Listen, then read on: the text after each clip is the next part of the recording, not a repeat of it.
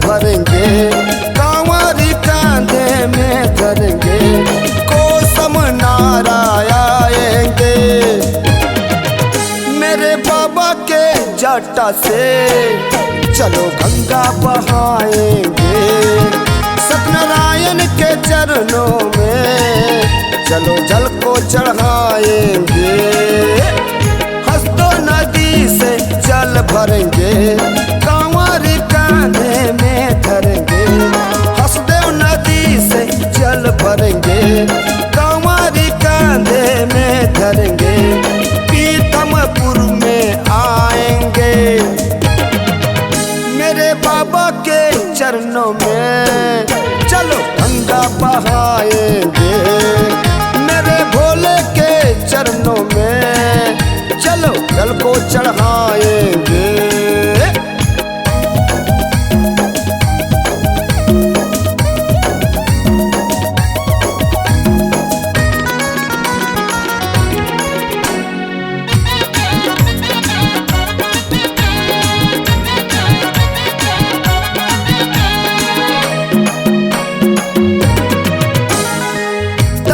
धूप में बैठे हैं बाबा बनके अंतर्यामी, बिजली चमके पानी बरसे घनघोर छाई अंधियारी।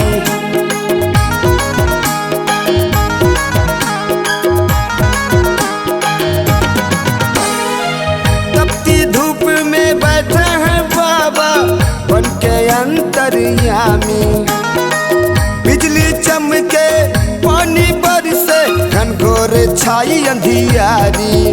मेरे भोले को आज मनाएंगे, मेरे बाबा के जटा से चलो गंगा बहाएंगे, मेरे भोले के चरणों में चलो जल को चढ़ाएंगे।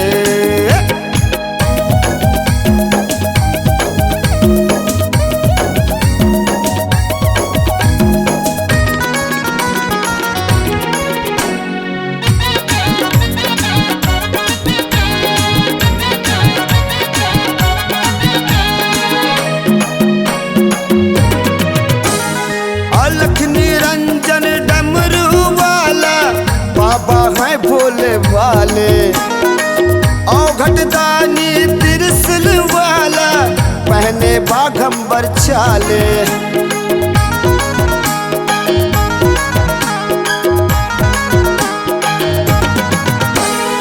अलख निरंजन डमरू वाला बाबा है भोले वाले, औघट दानी त्रिशूल वाला पहने हैं बाघंबर छाले।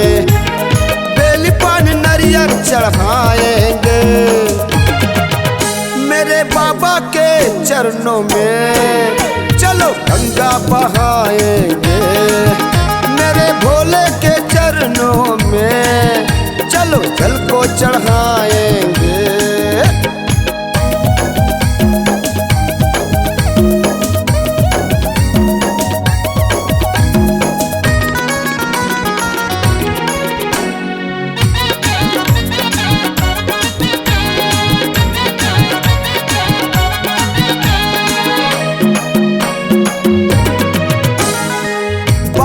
विषधर भोले भयंकर बाबा है अंतर ध्यानी, तेरे शरण में जो भी आए बाबा है जी वरदानी।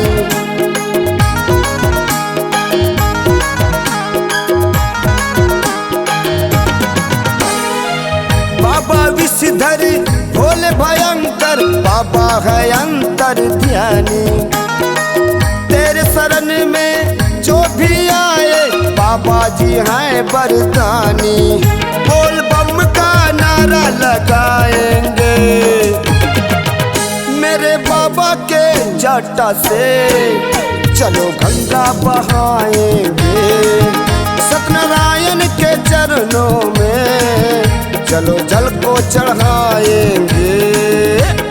हंसदो नदी से जल भरेंगे, कांवरी कांधे में धरेंगे, हंसदो नदी से जल भरेंगे, कांवरी कांधे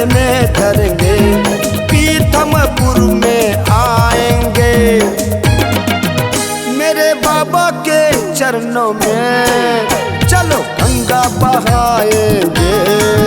मेरे भोले के चरणों में चलो जल को चढ़ाएंगे। मेरे बाबा के जटा से चलो गंगा बहाएंगे। मेरे भोले के चरणों में